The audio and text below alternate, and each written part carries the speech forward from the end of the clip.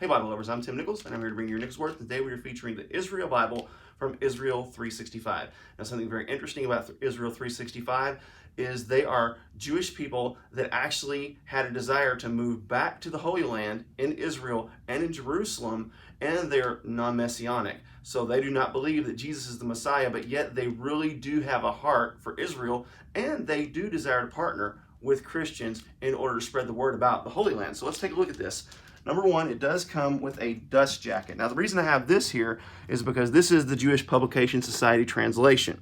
This is actually the new Jewish Publication Society translation. It comes with a dust jacket. I'm not a big fan of dust jackets, so what I generally do in this situation is I take them off, and I am not disappointed with the result there. That is a beautiful cover without the dust jacket, so I was really pleasantly surprised to see that. And you can see the spine, Israel Bible. It has the Hebrew, of course, Israel 365, nice gold stamping. I do not know if this is a sewn binding or not. It does seem to have signatures, and sometimes you'll see that really thick glue there, and there'll be sewing underneath it. So it could be a sewn binding, but I'm not 100% certain on that. So I'm leaning toward probably not, but it could be. So those are all just 100% guesses. Another thing you will notice is it does open to our minds backward. But to the Eastern world, this is the way books normally open. So to us, this opens backward. So this would be the beginning. Paper liner, has a little spot for you to kind of fill out your information, your name, and this book belongs to. Let's go ahead and get this. Now, the one good thing about hardbacks is you can kind of lean them back like this, and they can open flat. See how it has some introductory material, kind of what this is. It has a table of contents. Another thing you're going to notice about this, it is not arranged in the way that Protestant Christians would be used to. First and Second Chronicles are actually in the back. So that's something to keep in mind. Again, this is the New Jewish Publication Society translation. And some things you'll notice is it has some different commentaries from different rabbis and different sources. And this, what they do is certain verses, what they'll do for you is they'll go ahead and transliterate them. That means they will take the Hebrew phonetically, move it down so you can actually read it in the Hebrew phonetically. And whenever they do that, they also pull down some commentaries from different sources in the bottom. So that's a really interesting detail there. And as you move throughout it, you'll see that this goes on throughout the whole book.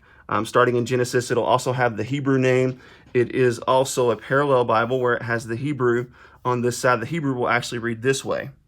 It's where we're used to reading this way. So several different commentaries, some from Rabbi Tuli Wise, which is the editor of this work. And it has a few maps, some introductory material in the books.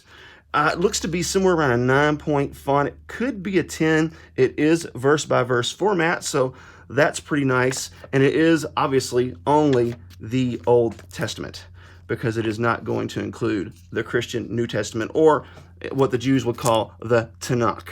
And it consists of the Torah, the Nevi'im, and the Ketuvim, which is how you get the acronym Tanakh, the TNK, which the Torah, of course, is the first 5 books of the Bible. The Ketuvim is the prophetic books, and then the Ketuvim is the writings.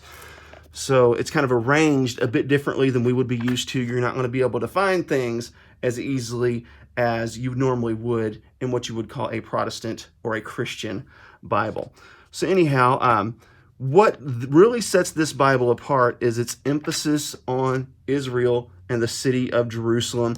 I do kind of like, it's not thumb indexed, but it kind of sort of has an index system to where you can get, pretty close to where you want to get. I'm in the beginning of Isaiah here just by using that little system. So it's interesting. I like it. I'm not super familiar with it yet, but I wanted to go ahead and give you a look at it. I'm going to do a second follow-up video on this at a later date and kind of talk to you about the organization, give you a little bit more about the Bible, give you a little more breakdown of who does these commentaries and things like that. But for now, I just wanted to give you a quick look. I think it's pretty great, and I really look forward to diving into it. So anyhow, there you have it. Keep calm. Jesus on. This is your Nichols Worth.